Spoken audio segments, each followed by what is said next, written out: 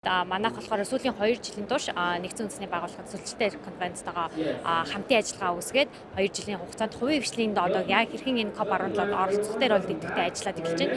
Энэ ганцхан Монгол одоо компаниуд биш, олон улсын томоохон компаниудыг бүртлээ энэ дээр COP17-д хэрхэн өргөнөөр оролцохтой бас ажилласан байгаа. Тэгэхээр өнөөдөр бол манай энэ Business for Land Pavilion ингээд Монголын бизнесийн зөвлөлтөд бол хамтран ингээд зассан. Энэ дээр бол олон арга хэмжээний хувийн хвшлийн байгууллагууд бол хийгээ явж байгаа.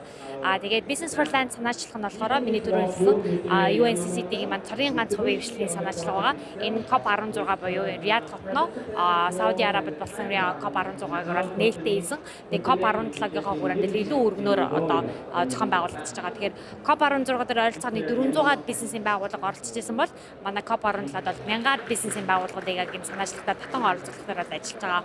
Тэгээд сүүлийн миний хэлсэн чинь 2 жилийн турш энэ дээр ажиллаж байгаас ногоон үндэсний ногоон лаб дээр бол Монголын бизнесийн зөвлөлд болохоор яг хэрэгжүүлэгч байгууллагаар нь оролцож ирсэн байгаа. Тэгэхээр яг ногоон төслүүдийг яаж хөрөнгө оруулагчтай холбох уу гэдэг Монголын бизнесийн зөвлөл нь олон улсын одоо танхим, худалдааны танхим те олон улсын компаниуд хөрөнгө оруулагчтай айгүй ойрхон ажилладаг учраас энэ төслүүдийг бол холбож өгөх гүүр нь болж одоо ажиллаж байгаа гэсэн үг юм. Тэгэхээр 2 сарын хугацаасаа манай Монголын бизнесийн зөвлөлийн ажлын албанд энэ ногоон лабыг бол яг хэрэгжүүлэхэд нь бол бүрэн одоо дэмжлэгээ үзүүлж ажилласан байгаа. Гадны одоо төлөөлөгчтэй үед ер нь ямар үндсэн байр суурийг илэрхийлж байгаа ч юм уу. Одоо яг энэ чиглэлээр бас ажиллах сонирхолтой ч гэдэг юм уу, бас бидний хараагүй өнцгийг бас тодорхойлж ийм боломжууд бас өнөөдөр бүрдэж байгаа шүү дээ. Тэг яг өнөөдрийн бас болж байгаа арга хэмжээ нь бол яг юм байна. Одоо бид нар бол яг 4-5 ингээд family office-ийн одоо яг манай энэ арга яг carbon credit-тэй холбоотойгоор үлцээрээд манай арга хэмжээнд оролцож байна л та.